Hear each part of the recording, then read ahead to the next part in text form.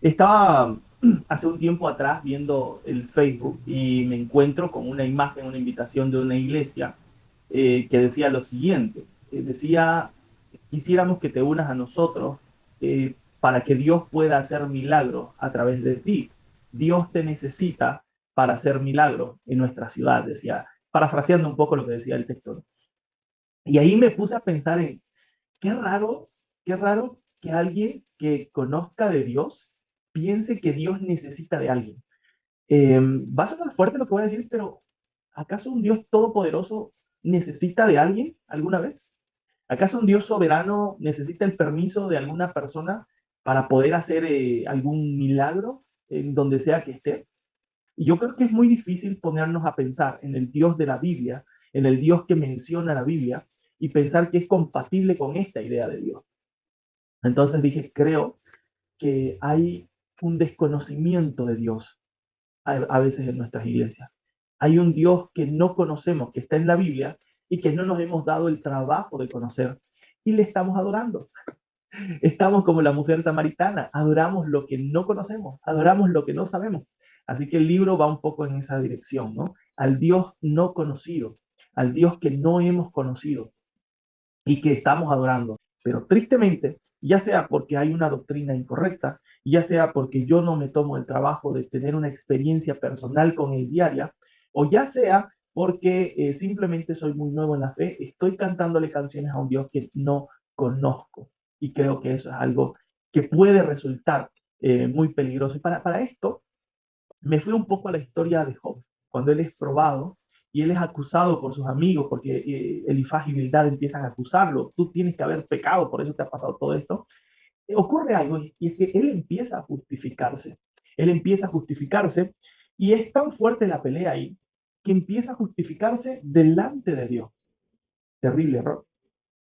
Capítulo 38, Dios le pone un freno a Job y le dice, Job, ahora vamos a hablar de hombre a hombre. Así que ponte derecho, mijo. Vamos a hablar, dice, ¿no? Ciñe tus lomos, le dice. Yo voy a preguntarte y vas a tener que responderme. Es directo Dios. Ese es Dios, todopoderoso, majestuoso. Le habla desde un torbellino. Eh, y empieza a decirle, ¿dónde estabas tú cuando yo fundaba el mundo? ¿Dónde estabas tú cuando yo ponía las medidas del universo? Cuando yo encerraba entre rejas al mar. Y más adelante en el versículo 40 le dice, otra vez le dice, no, Job, ponte derecho. Ahora sí, ciñe tus lomos. Vamos a hablar de hombre a hombre. ¿Acaso vas a justificarte para condenarme? Dice. Y es increíble cómo habla Dios acá, porque considero que Job entró en un proceso de conversión. Job no era una persona que había creído en Dios realmente al principio. Job era un hombre bueno, pero no era un hombre salvo. ¿Y por qué lo digo? Miren ustedes Job capítulo 42.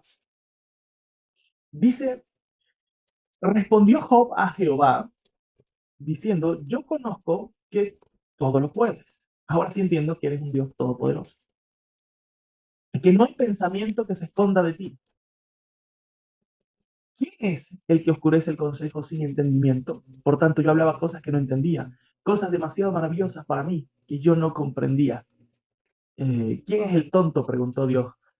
¿Quién es el que oscurece el consejo sin entendimiento? ¿Quién es el tonto que está cuestionando a Dios? Dijo Dios. Y Job dijo, soy yo. Yo era el tonto que oscurecía el consejo sin entendimiento. Oye, te ruego, y hablaré, te preguntaré, y tú me enseñarás. De oídas te había oído, pero ahora mis ojos te ven.